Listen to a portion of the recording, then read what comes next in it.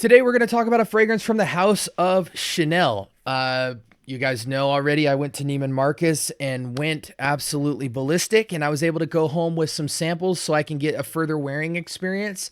And upon wearing this, I really felt like talking about it because it has a star note of one of my favorite accords, which is vetiver. So strap up and let's go in on this hopefully good fragrance.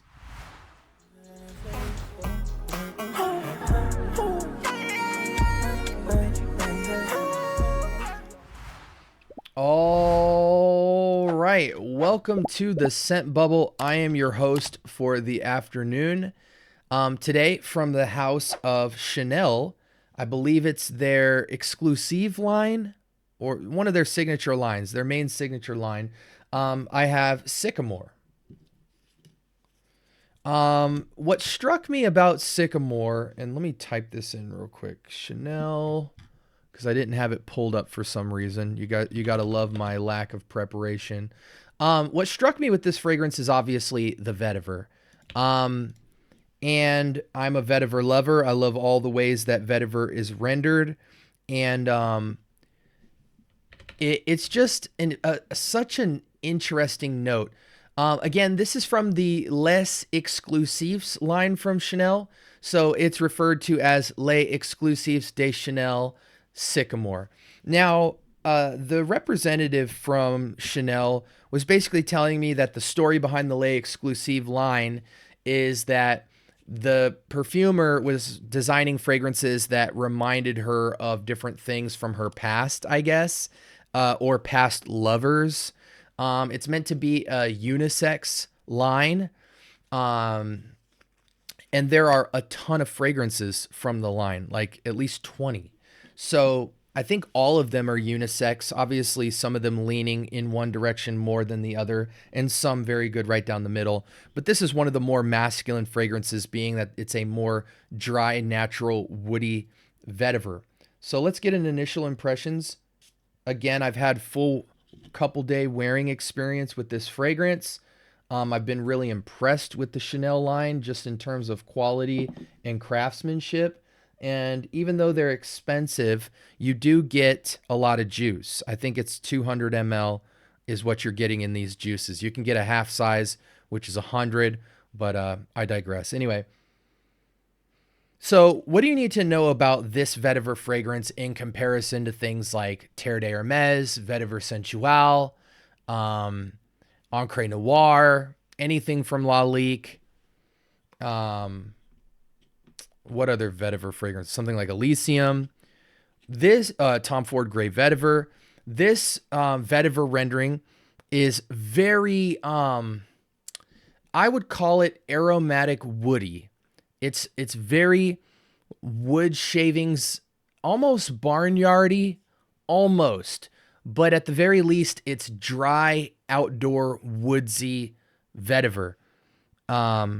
Which is interesting because there's only one other fragrance that I feel imitates this vetiver rendering perfectly, like almost spot on.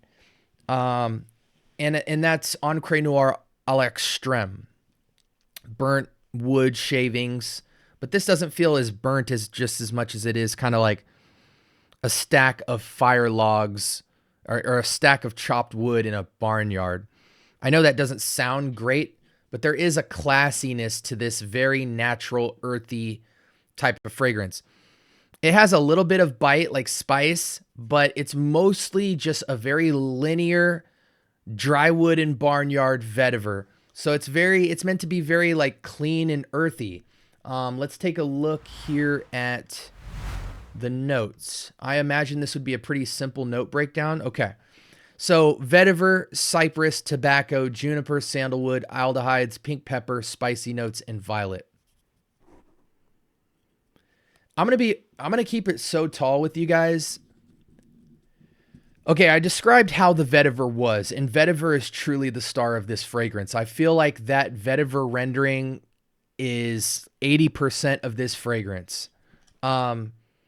I get a little bit of tobacco, but again, because it kind of has a bit of a barnyardy feel, the tobacco feels very dry. I don't get cypress, juniper, sandalwood, I get pink pepper and spices, but so light in the background. So I would say 80% of this is dry barnyardy vetiver with the tiniest touch of tobacco, pink pepper, and spice, just lingering in the background ever so slightly. I just got to keep it real with you guys. My wearing experience with this fragrance was that there's this confliction in my mind because, and this is the same reason why I can't wear Encre Noir à l'Extrême by itself. However, I feel it's one of the most incredible layering fragrances, and I think that'll probably be the case for this too. However, I can't justify spending so much money for a 200 ml juice that I'm going to be just using as a layering tool, especially when à l'Extrême exists, which is 20, 30 bucks for almost the same juice. I actually think Encre Noir à l'Extrême is a better fragrance because it's more resinous, it's more ambery, and there's a little bit more sweetness to it. It definitely doesn't have the barnyard feel, but the type of vetiver rendering is like 1-to-1. But it's just more masterfully done. This feels more dry, natural, organic. Not a lot of interest behind the composition. This is a any season, any reason. I don't think it's ageless. I think it's 30 and up because who 30 and down would want to be this earthy and plain? This is somebody who appreciates the simple things in life at a high quality. If there's a such thing as a high quality barnyard vetiver with some dry tobacco and pepper, this would be it.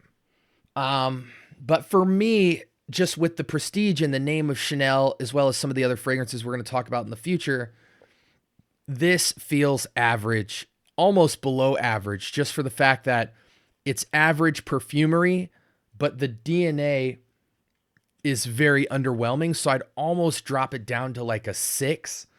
When I think about à l'Extrême, it's better.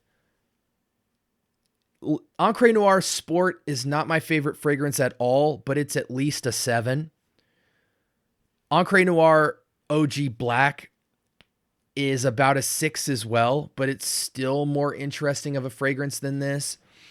And then all the other vetiver fragrances that I love, Tom Ford Grey Vetiver, Vetiver Sensual, Terre d'Hermès, all those fragrances, even a lot of the Lalique line absolutely annihilate this by a long shot. It's really underwhelming. It smells, again, like a luxurious take on the whole barnyard dry woods, rooty, dry tobacco DNA. Like it does feel quality, but it also feels like the DNA is just not good at the end of the day. You know what I'm saying? So it's like polishing a dog turd in a sense. You have to really be in love with dry vetiver here. But yeah, man, it's a any season, any reason fragrance. Occasions, gosh, this is a farmer's fragrance, guys, all the way. So for occasions, work, construction work, outdoors work, heavy labor, you might want to wear something natural like this, but man, I don't even like the fragrance. So it feels like a stretch to even hypothesize a good occasion for this.